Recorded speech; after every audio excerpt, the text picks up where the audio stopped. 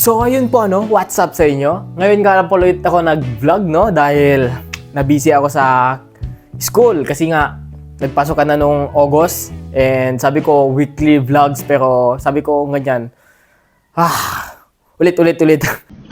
So sabi ko weekly vlogs pero yun nga madami pa lang activities sa college kasi college na po ako And biglang ang daming quiz, parang daily may quiz ka, ganun. So, hindi ko nakayanan ng mag-weekly na mag-vlog, mag-upload, ganun. Kasi may NSTP din kami ng Sabado, so linggo lang ang time ko, so yun lang yung pahinga ko. And usually madami din kaming assignment, kaya yun, hindi ako nakakapag-vlog. And ngayon, long weekend, from 28 to November 5, ang walang pasok. Yes! So, ngayon, mag-vlog muna ako for 9 days. Pwede na! Tayo natin kung kaya ng 9 days. Pero, yun na nga.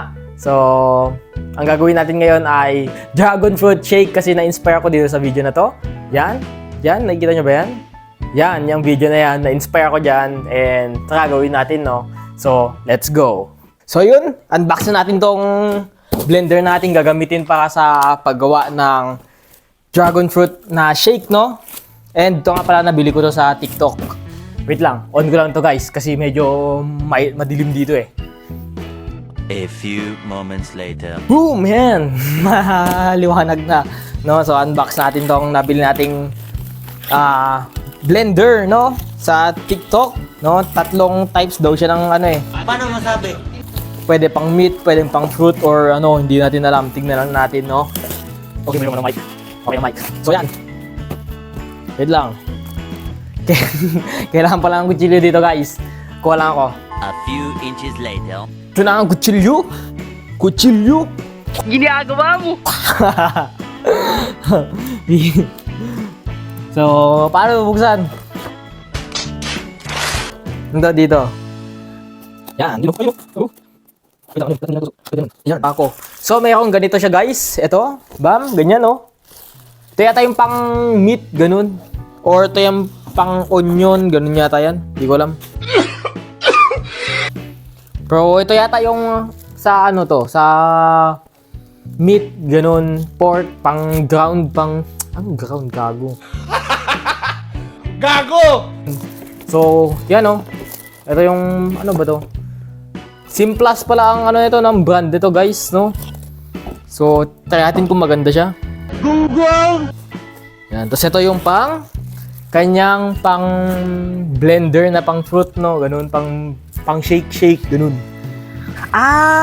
Ito pala yung ito yata talaga yung pang mga karne. Yan, pag yung magigiling ka ng karne.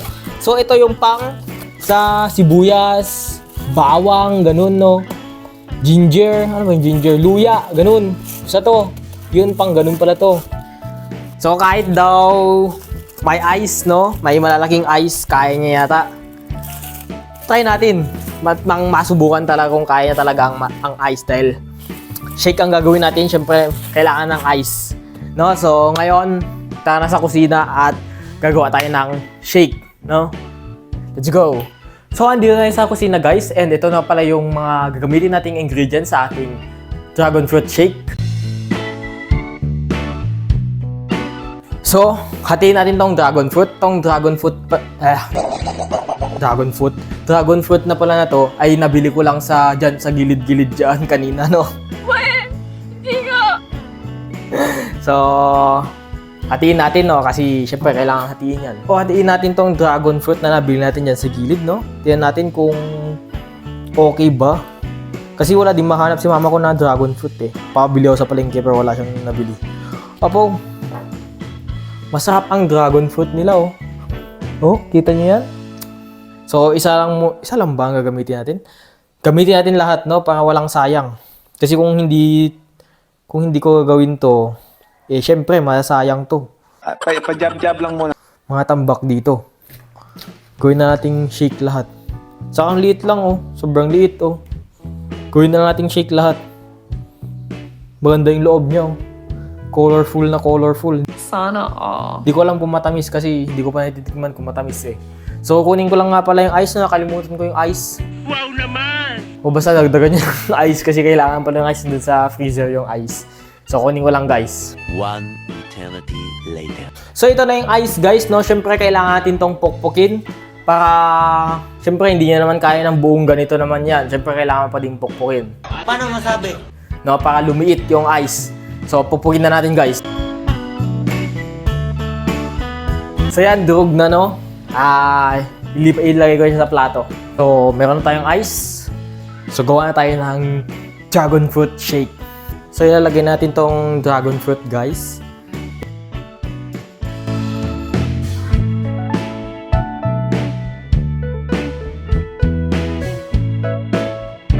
Next naman natin ilalagay, guys, is our sugar, no? 2 tablespoon lang dapat, pero parang madami to eh. So, tatlo lang natin, guys. Yan. And next natin ng evaporated milk. Yan. Pero hindi pa to bukas. Yan, hindi pa nakabukas, guys. Kaya bubuksan ko muna. Gamit tong old na ano namin na pambukas. Hindi na umiikot to eh. Alam mo, hindi na umiikot yan, oh. Sira na siya. Sira na. Pero buksan lang natin. Saglit. So to, hindi ko alam kung ilan ang measurement na tong tong gatas, pero lagyan niyo na lang, damihan niyo na lang. Yan, oh. Kasi masasarap kung madami. Yan. So okay na 'yun. So next natin is ang ating ice, no? Bam. Na medyo malalaki pa pala. Wait. Yan. Wala yan. Yan, guys. Yan muna. Kasi malaki din tong bloke na to. Hindi ba nahati-hati? So subukan natin tong tong bago natin bili na nating shaker, no, juicer ba. Kaya saksak ko na siya, guys. Are you ready na ba, guys? Subukan natin to. No? First time natin gamitin. Let's go. So, on muna natin siya number 1.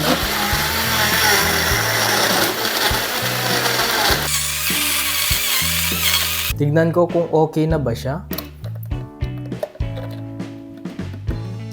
Para siyang masyadong malabnaw, kulang yung ice na nilagay natin, no?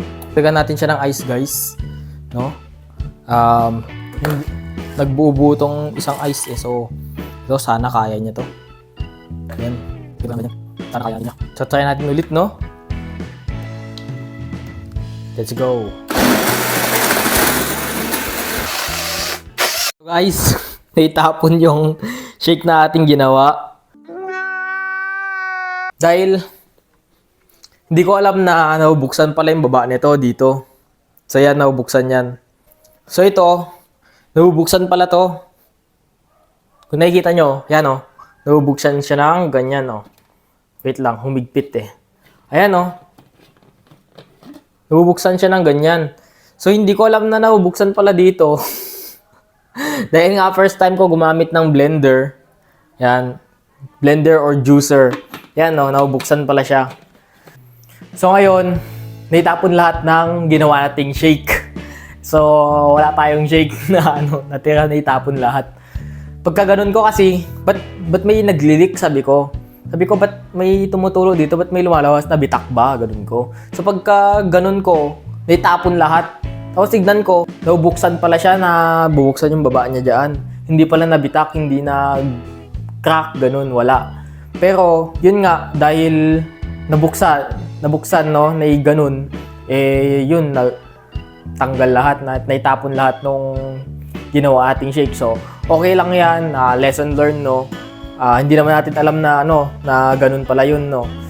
So, kaya naitapon. So, next time, gawa na lang ulit tayo ng bago. So, baka banana shake naman ang gawin natin, no. And next time, alam na natin na bubuksan yung baba niya. So, hanggang dito na lang. At fail naman yung shake na ginawa natin. So, hanggang dito na lang. Hanggang sa muli, no. For 9 days, mag-vlog ako. Pero hindi ako magde-daily upload. Siyempre, mahirap mag-edit. So, hanggang dito na lang. See you on my next videos. So,